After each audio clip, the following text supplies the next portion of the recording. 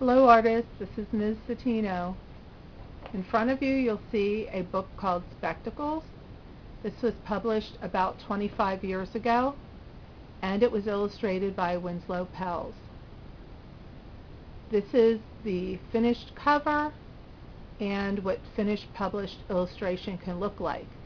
I'm lucky enough to have a bunch of samples from a book that Winslow's working on right now, and we're going to get to see different stages of it.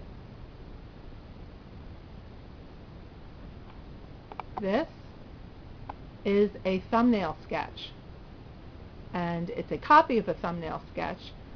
Very often illustrators, including Winslow, take advantage of the having our fax and copiers in our studios or homes, and they're able to make copies of things and then try different things out on them.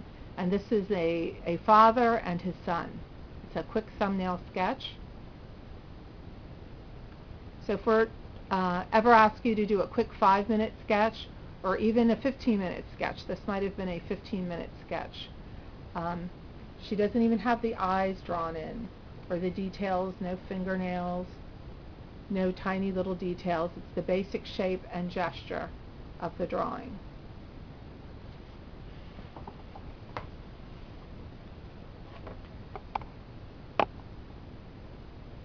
Now this drawing is also from the unpublished book, which will be called Enchanted Fawn. That's the title they're working with.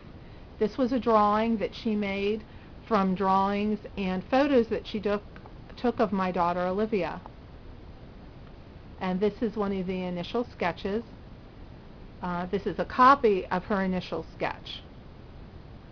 And by taking a copy of it, it can help get rid of a lot of the smudges or things that she's not interested in, and she might have increased the contrast to get stronger line. And then I'll show you what she did with it. Then over that, number 1, this is step 2.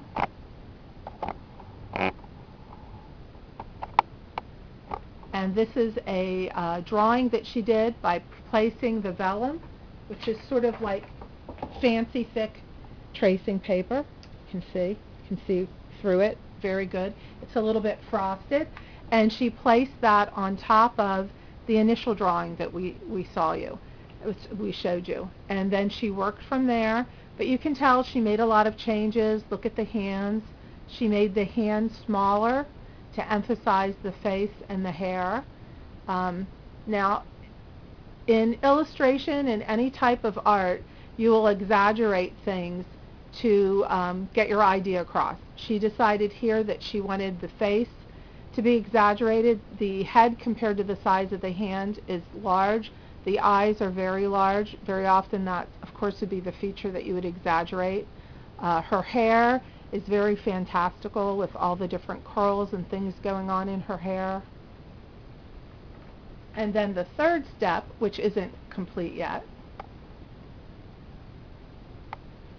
and here you get a good sense of what I'm talking about as far as putting washes down.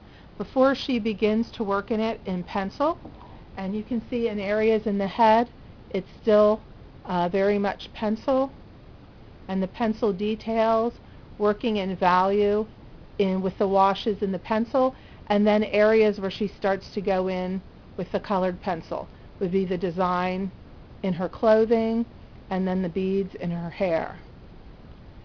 And this is a good example of how an artist will have very small areas in a painting or an illustration or a drawing be very concentrated color. It's obvious that she has chosen this concentrated green to move you through the picture. And it frames the face, but it also brings you down to the hands. And her hands are conveying a lot of emotion. Okay, and in our next video, you'll get to see another illustration of a boy and a fawn from the unpublished book, Enchanted Fawn, and I'll also have a poster of the Snow Queen. Now, another thing I want to point out is that The Winslow likes to work very, very large. As she's worked as an illustrator, her work has had to get smaller and smaller because it's so labor intensive, and she can't work as large as she'd like to get as much work done as she needs to get. So when you're working and planning your concentration portfolio, really consider the size. If you have a very detailed project in mind, you might go smaller than you would normally like to work because you have 1 week per project. Winslow sometimes spends years on projects, and even when she was working as fast as possible, she'd rarely do more than 2 books a year. All right, we're going to finish this up and then I'll get the things ready for the next one.